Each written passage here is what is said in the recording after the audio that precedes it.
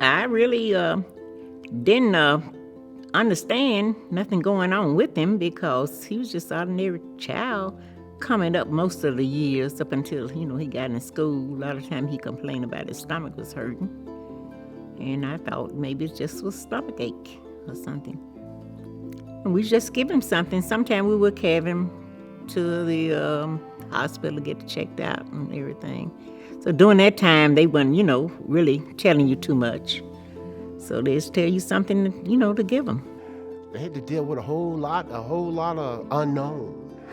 Even for myself, just growing up and just remembering just being in pain.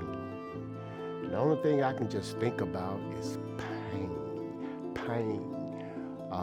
Waking up in pain, going to bed in pain, eating in pain, drinking water in pain, even as a kid, a child, elementary school, go way back, kindergarten, just way back, just being in pain and just kind of wanted to be left alone to myself, and having my mama to console me, because there was many times as a kid I would just want to just be with my mom. I'm just living my life like that and just wondering why I'm sick all the time. When Terry was a little boy, he loved to play sports. He liked to have fun. He liked to run around. I didn't notice a whole lot of aches and pains, but I think my mother said that he was kind of private. He did, complain about this, but so did I. We all had our aches and pains. He was so strong and he was so active. I think maybe that's what kept him from going down as much. He had the strength, mentally and physically. I remember many times my mom would just load me up, take me to the children's hospital, load me up, and we're trying to figure out what was going on with me. I just practically, my whole childhood life, I grew up in the children's hospital, in and out the hospital because of severe stomach pains. Terry and I actually met on November the 1st, 1999. On a blind date. And what's interesting is it was his first blind date and my last. And it was actually love at first sight for him. I didn't rush things. I waited till day 3 to fall for him. It was just like the perfect combination of cornbread and butterbean. And actually he calls me Butterbean. So that is how we met. She's just been a world to me. Could say that she's a great advocate for me. I just leave that out and just say she's my helper. She's my true God-given helper. She's that woman that God has given to me to help me on my journey, to help each other, mainly to help me. She's that helpmate for me, and she means the world to me. She's my Butterbean. Terry is unbelievable. One time he actually used that term with me, but he's the one that's unbelievable. He has a heart of gold. He's a man of God. He truly exemplifies what it means to love.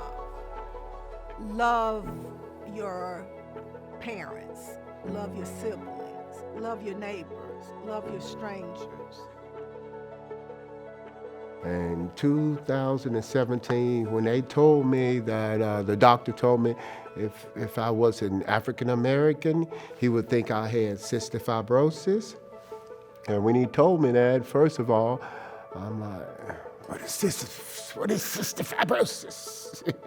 What is it? Am I showing signs of something that typically would come up if it wasn't my color?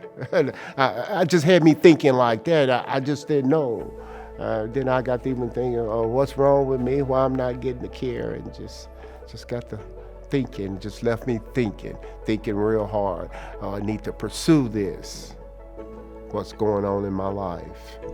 It came back to my remembrance during my pharmaceutical days about infectious disease doctors. I said, maybe if nobody else can solve this mystery, maybe an infectious disease doctor can. And at that time, I called UAMS because in my opinion, who would be better than UAMS to reach out to in hopes of finding answers that we've been trying to find for 17 plus years now. And fortunately, that doctor, Dr. Vyaz, came in, and this time instead of making an assumption based on Terry's race and ethnicity that he couldn't have cystic fibrosis, he said, well, let's rule it out. He told me, he said, Pam, I just found out I have cystic fibrosis. He was 54. I was shocked. But I was happy because of all of what I found out later that had transpired in his body, he was going through a lot that he hadn't shared with us. Now that all these different treatments that's available for me, and I can put my hands on, I know and I'm proving that it works, has made my life much easier. I'm breathing much better.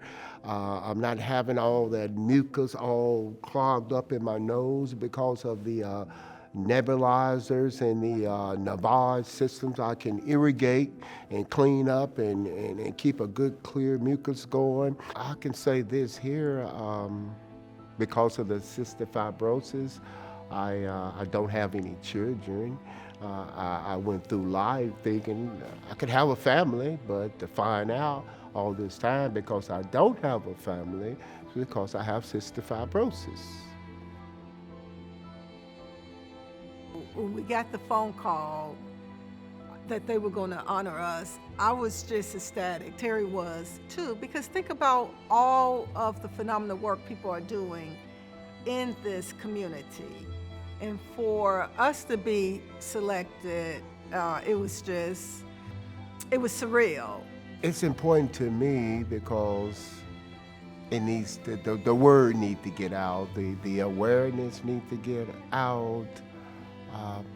What we're doing, and what has happened to me, and don't want that to happen to anyone else, period, to go undiagnosed and have to suffer all their life for just not being diagnosed with such a painful disease like this, incurable disease.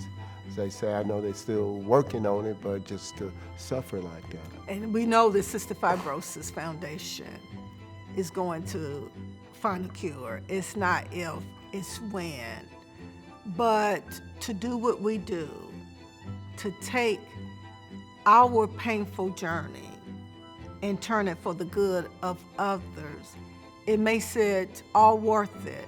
It makes it most rewarding. That's why we do what we do.